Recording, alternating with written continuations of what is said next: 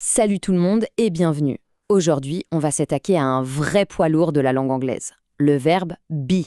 C'est simple, si on le maîtrise, on débloque littéralement la base de n'importe quelle conversation. C'est la clé.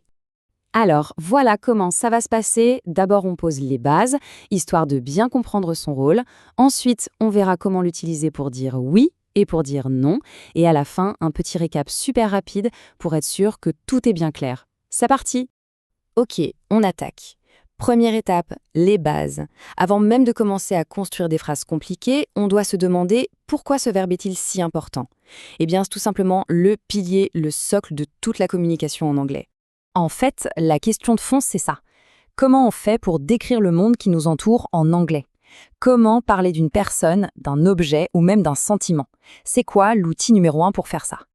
Et la réponse, on s'en doute un peu, c'est le verbe be. C'est lui qui permet d'identifier, de décrire, de situer. En gros, c'est la brique de base, le Lego essentiel pour parler de n'importe quel état ou caractéristique. Bon, à cette théorie, passons à la pratique. On va commencer par le plus simple. Comment on fait pour dire les choses, pour déclarer des faits, bref, pour faire des phrases positives? Alors, prenons un exemple simple. Pour dire « je suis heureux », la forme, on va dire, scolaire, c'est « I am happy ». Mais honnêtement, dans la vraie vie, à l'oral, on entendra quasiment tout le temps la contraction « I'm happy ». Ça sonne beaucoup plus fluide, beaucoup plus naturel. C'est un peu comme quand on dit « je suis » au lieu de « je suis » en français. Et cette logique, elle s'applique aussi pour « is »,« she » ou « it ».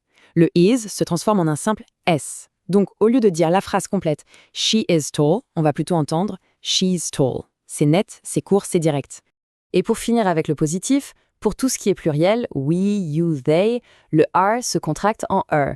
Ce qui fait que they are late devient they're late. Et franchement, c'est cette version-là qu'on entendra 99% du temps dans une conversation normale. Voilà, on sait faire des phrases affirmatives, c'est bien, mais comment on fait pour dire le contraire? Comment on exprime le négatif?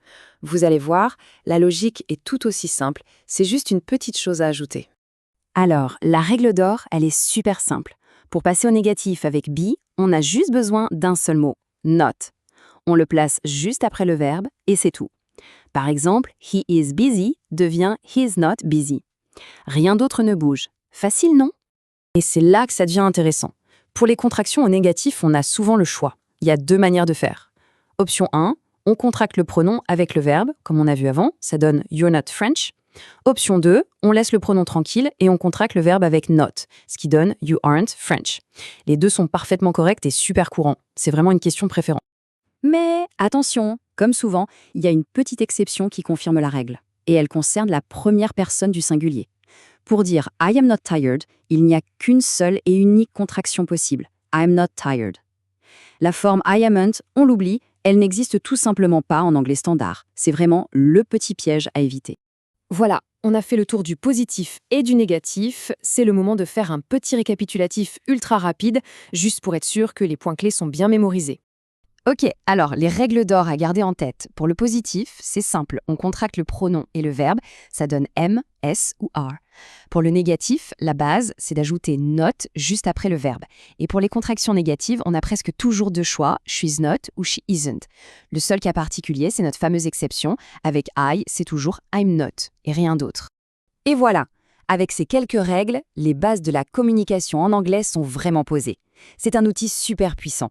La seule question qui reste maintenant, c'est quelle est la première phrase que l'on pourrait construire pour tester tout ça?